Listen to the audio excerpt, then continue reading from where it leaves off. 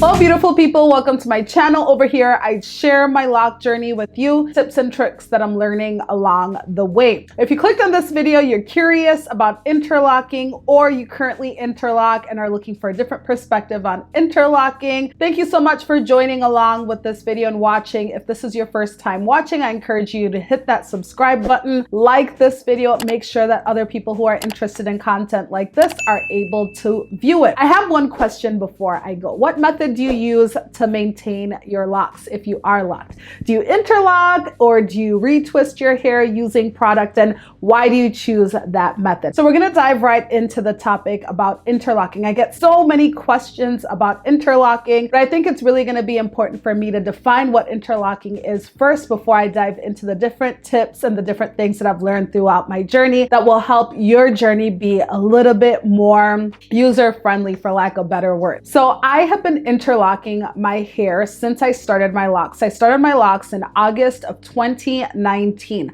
I started them with 2-strand twists. My hair texture would be typed as 4C, otherwise known as a coilier, coarser texture. I have approximately currently 152 locks. It might be more than that because I've split a few locks in the front as of the last month. I just finished interlocking my hair today and I thought, why not just come and share a video and talk a little bit more about the process? Because as I was interlocking my hair, I realized that I have learned so much throughout the journey. So to begin things off, I think it'll be important for me to describe or define what interlocking is. Basically, if you're to think of the crochet method of putting in crochet hair, you're taking a tool, you're using a tool to loop the hair through each other in order to take care of that new growth.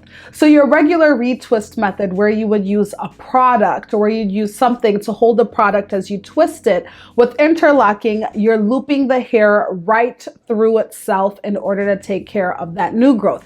Now I have another video where I'm showing you myself interlocking my hair. If you're interested in watching that, I'm going to link it below in the description box so you can get a better idea of what that looks like. But if my hair had new growth right now, I would show you what that looks like. However, I can't do it right now. This video is basically me just talking through the process of interlocking. So I guess the next thing to talk about would be, why would somebody choose to interlock their hair? There are very many reasons. For myself, there were 2 main reasons why I chose to interlock my hair. The first one was I didn't want to use product as I was maintaining my locks. My hair tends to cling on to product a little bit more than others. In addition to that, I just don't like the feel of product or the look of it as well. Some people it works well for them, but for myself personally, I tried it and I just didn't like it. So I switched to interlocking. The next reason why I chose to interlock my hair is my hair was having a really hard time staying in the retwisted method that it was put in when I was retwisting the new growth.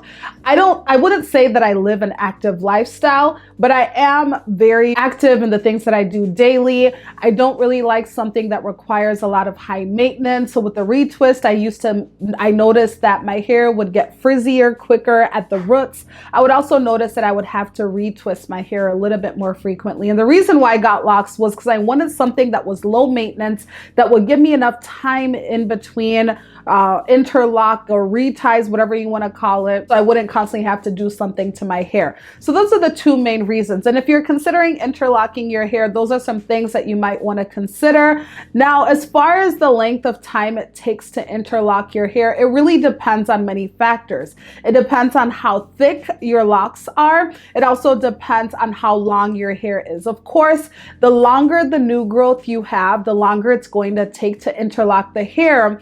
And also, the more locks you have, of course, it's going to take more time to do it. But as you get used to it, it gets a lot easier.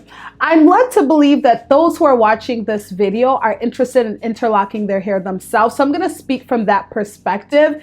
If you get your hair done by someone, or if somebody takes care of your hair maintenance, this is definitely a method that you can switch to. However, I'm going to speak from the perspective of a person who would want to do this by themselves. Let me start off by clarifying the language that I use. We hear a lot of reties, we hear interlocking, we hear retwist. I want to clarify because I've made the mistake of using the words interchangeably, which that it shouldn't be the case. I really should just stick to interlocking because that's a method that I use. use. A retwist is where you take a product and you twist the hair, either using a comb coil method. Some people use a comb to twist the hair. Some people use their fingers to twist the hair. A retie, I feel like, is more specific to the sister lock community, or maybe even the micro lock community. If you are a part of that community, please pardon me. I'm not trying to create any type of separation with this video, but you'll tend to hear retightening used with individuals who have smaller locks. And interlocking is basically the method of taking the hair and looping it through itself. If you are nervous about interlocking your hair, there is no need to be. It can be intimidating at first, and I'm not going to lie, it does take some time to get used to, but after you do it for a few tries,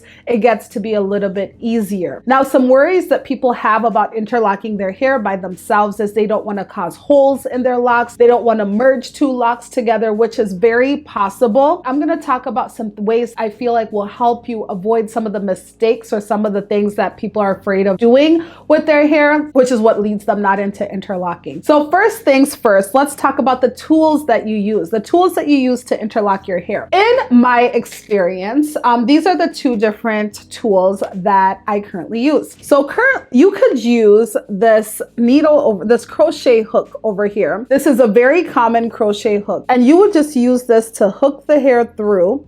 The latch would be open. Once the hair is through, you would close the latch and then you slide it through the bottom. You see this being used a lot with crochet braids that people use in their hair. I love this for thinner pieces. So at the front of my hair, my locks are a little bit thinner and a little bit smaller, and I just find that it's a little bit easier to use this because all I have to do, let's see if I can show you using my hair, is just slide the hook through, and I don't need to do any more rotations. I put the hair through this way, I close the latch, and I would just slide it through this way. But since my hair is already taken care of right now, I won't need to do that. Now, the thing I don't like about this particular tool is sometimes this piece can get caught in your hair and you can snag strands of hair as you're looping the hair through, which is quite annoying, especially when you get to the back of your head. You might feel yourself tugging and pulling. So I only use this around my perimeter or the shorter locks that I have towards the front of my hair, the sides of my hair, sometimes maybe the back. Another tool that I think is the perfect tool for interlocking is this hook right here. This hook comes with a hole at the end, and forgive me for those who are very familiar with this process. This might be very elementary, but I want to make sure that I'm sharing as much detailed information as I can.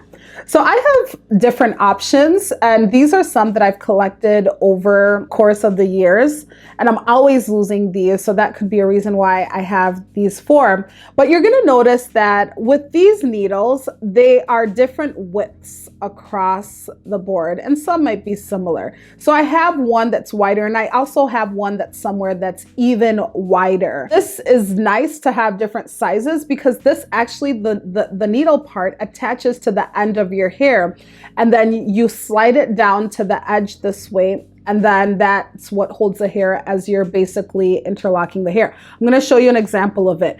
And then also you see the different hooks over here. I just find that these are helpful if I'm doing the back of my hair. Sometimes this helps a little bit easier. Sometimes I've bent the needle a little bit more so I'm able to get through to the hair easier, and sometimes I'll loosen the bend a little bit. So some different things that you can just use using the needle. So how you would use this one is you would just slide it into the end of your hair, would slide that way, and then you'd slide it up to the edge, and then it attaches that way.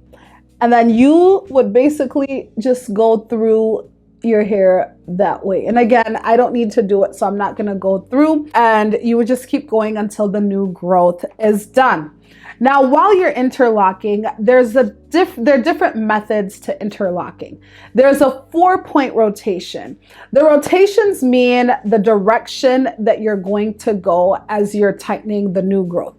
A 4-point rotation would mean that you would start with each direction. So you would loop the hair from up to back, and then you would come back, loop it from right to left. You would come again, you'd loop it from back to forward, and then left to right. A 3-point rotation, you'd only go forward, back, right, left, and back, forward. A 2-point rotation, you would go forward, back, right, left. Forward, back, left, right. I find that the easiest method is the 2-point rotation because you only have to worry about 2 directions. With the 4 and 3 points, I tried it and I got lost with which direction I ended up in. So the 2-point rotation to me is just easier because if my needle is facing this way, I know that I just went that way. And then if I'm going to the left or to the right, I know that that's where I ended up. So I need to do the opposite direction. Just easier to keep track of. Now with interlocking, if you're thinking about switching from one retwist method to interlocking, you might notice that your interlocked hair is going to be thinner than the rest of your hair. And I want to see if I can find an example of that. Maybe they've evened out because over time I've just snipped off the thicker. So you want to avoid holes in your locks by making sure that you're not going through the same section 2 times or the same hole 2 times.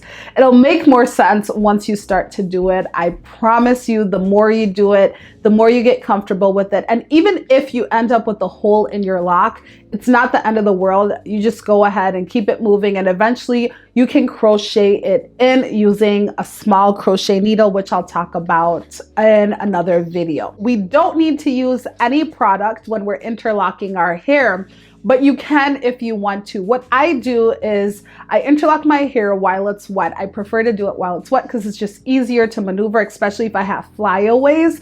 I'm able to keep them in the lock a little bit easier. And I add an oil to my hair after I'm done. So I don't necessarily need to use a product as I'm interlocking my hair, but afterwards, just to nourish my hair, I can use an oil that makes sure that my hair is moisturized and I'm not walking around with dry hair.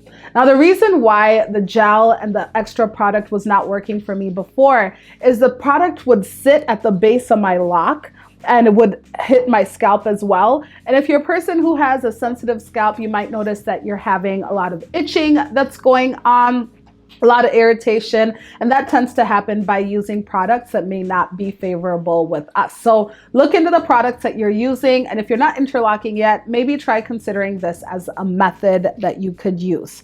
Now, something else that I want to talk about is practice. Practice, practice, practice makes perfect. Things are not going to be perfect the first time you do it, and that's something that I really want to make sure that I'm highlighting if you are considering self-maintaining your locks through interlocking. Is the first time you may not get the result that you're looking for, but as you continue to do it, just like braiding or any other way you'd style your hair, you get easier at it. It gets easier and you get better at it, and it gets better. You really can't mess up your locks. You can mess them up if you do something completely drastic, but if you are interlocking your hair and you are doing it the best way possible, just following the rotation and using the right tool, then it's really hard to mess up your locks. If you have a hole, it's fine, just keep it moving. As I mentioned before, that can easily be fixed. If you accidentally put 2 locks together, that also can be a concern for some people, but you'll feel it. You'll feel the other lock looping in, and what you do, you basically just slip out the other lock and you go ahead to retightening or interlocking your hair that way. Now, I also recommend spacing out when you interlock your hair. So you might start off doing maybe one section one day, another section another day. If you're not used to sitting for long periods of time, it can be intimidating for some people. I don't use a mirror for the back of my hair. I just kind of feel for it. But if you're a person who likes to have a perfect grid, or maybe you want to see what you're doing, you definitely will want to position yourself in a place by having a mirror in the front and a mirror in the back, maybe using your bathroom mirror so you can see what you're doing in the back. I found that it's easier to start with the back row and work your way up to the front, because then you can your hair doesn't have to fall over the place and cover the pieces that you've already interlocked. So usually I will split my hair in 4s or half, where I'll hold the top part this way, start with the back, and then keep working my way up as I'm finishing, because the back is kind of hard to do when your front's done, but it's also a matter of preference. You might find that it's easier to do it a different way. Something else that really helped me as well was watching videos of other people interlocking their hair. It helps with motivation. It also helps with seeing how they do it. People have different techniques, and I think it's also helpful to see somebody with similar length, similar texture, just seeing how their hair is responding to interlocking and how they're interlocking. Watch videos, take a look at what other people are doing just to encourage yourself, as well as that to learn from it. The nice thing about interlocking is, as I mentioned in the beginning, you can wait quite a bit of time between your sessions, which allows you to have freedom in between. So you don't have to do it too frequently. It's actually a problem if you're interlocking your hair too frequently, because you can end up with thinning locks, and you don't want thinning locks. I think those are the main tips and the things that I wanted to talk through. In the next video, I'm going to share the downsides to interlocking. There aren't too many in my opinion, but each person is different. But I hope to talk about the other end, so I'm giving a realistic perspective of interlocking. If you like this video, please go ahead and give it a thumbs up and subscribe to the channel if you're not yet subscribed. Otherwise, I will see you in the next video.